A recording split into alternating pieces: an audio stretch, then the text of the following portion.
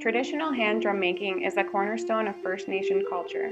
Waterloo Aboriginal Education Centre is where the art of the traditional hand drum is recreated to teach students a part of the First Nations history and connect students with their cultural identity. So I've been facilitating drum making for about 7 years, but I've been making drums well since I was a little girl. With the Students Association, we had planned to bring drum making and bring resources for the students for a number of years, and it just so happened that this year was the year that we could give this to them. And the idea behind it is that we have a lot of students coming from rural places into this urban setting, and it's very different.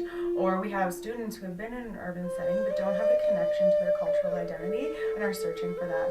So the idea behind bringing drum making is building that connection to their culture, and for rural students to have something here that they can identify with. And there's a huge gap when both of those scenarios come into play, and they're in a university setting. It's very different. So if we can give them something that they can identify with, or at least learn from and get a cultural identity from, then that's huge. My cultural journey has been awesome. I found that the community here at the center, both of students and of community members from the region, have been so supportive. And that myself, I began my journey a little later. Everyone starts their journey at a different time, and I found it very, I'd already established like which of my parents' cultures I'd identified most with and where I felt that I fit in, and then it became this journey of who I am and where my roots are, and what that means to be a Métis. On the drum, one of the main teachings is healing, and so looking at our healing process, and part of that process is healing our relationship with our culture, because we know that that's been broken. I think we need to support the students that we have here. Ceremonies was a big deal for some of them. Some of them it was their first time, and the drum making as well is something I'd like to continue. The moccasin making I'd like to continue. I don't often like to send them out into the community, without knowing where they're going. I'd rather bring people to us.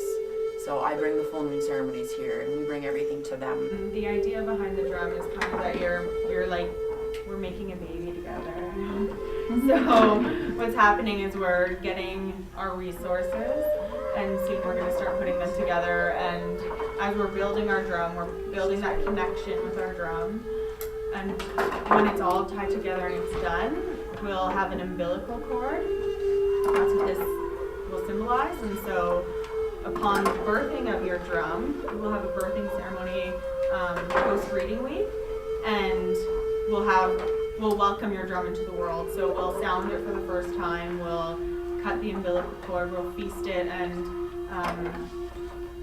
give it a drink for the first time, and we'll give it a song for the first time. This is NAPAM TV from the Waterloo Aboriginal Education Centre at the gathering of a traditional hand drum making class.